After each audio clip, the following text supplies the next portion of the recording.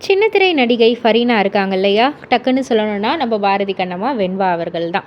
So இவங்க சமீபத்தில ஒரு இன்டர்வியூல நெறைய விஷயங்கள் வந்து அவங்க ஷேர் பண்ணியிருக்காங்க. அவங்களுக்கு மாகாப்பா அவர்கள் வந்துட்டு ஒரு இன்ஸ்பிரேஷனா இருந்திருக்காங்க அப்படின்னே வந்து சொல்லியிருக்காங்க. ஒரு காலகட்டத்தில நடிக்கவும் செஞ்சிருக்காங்க, மாடலுக்கும் போவேன், ஏதாவது ஈவென்ட் இருந்தா நான் பண்ணுவேன், ஸ்டால்ஸ்ல வந்து வேலை செஞ்சிருக்கேன், டியூஷன் எடுத்திருக்கேன், காலேஜுக்கு வெளியில வந்துட்டு பேம்ப்ளெட்லாம் குடுப்பாங்கல்ல வாலண்டியர்ஸா, அந்த மாரி நான் இருந்திருக்கேன்.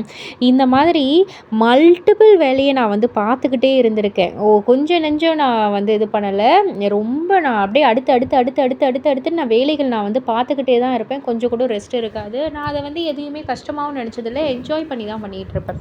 ஒரு சமயத்தில வந்துட்டு ஒரு கார் போச்சு. உடனே எல்லாரும் மாக்காப்பா, மாக்காப்பா, மாக்காப்பான்னு ரொம்பவே எக்ஸைட் ஆயி குதிச்சு அந்த கார வந்து பார்த்தாங்க. ஸோ அந்த மாதிரி அ எப்படி சொல்றது?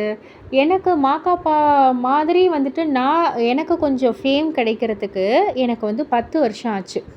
ஸோ இந்த 10 வருஷம் கழிச்சு எனக்கு அந்த ஒரு ஃபேமுன்னு வந்து கிடைச்சது இல்லையா? அப்போ வந்து நான் நெனச்சேன், மாகாப்பா அண்ணனுமே வந்துட்டு இந்த அளவுக்கு பல ஸ்ட்ரகிள்ஸ பார்த்துட்டு தான் இந்த ஒரு நிலைக்கு வந்திருப்பாங்கல்ல அப்படின்னு வந்து நெனச்சேன். ஒரு தடவ நான் இத வந்து மாகாப்பா அண்ணன்கிட்ட கூட நான் வந்து ஷேர் பண்ணியிருக்கேன். ஸோ அவர் வந்துட்டு ஒரு இன்ஸ்பிரேஷன் அப்படின்ற மாரி வந்து சொல்லியிருக்காங்க.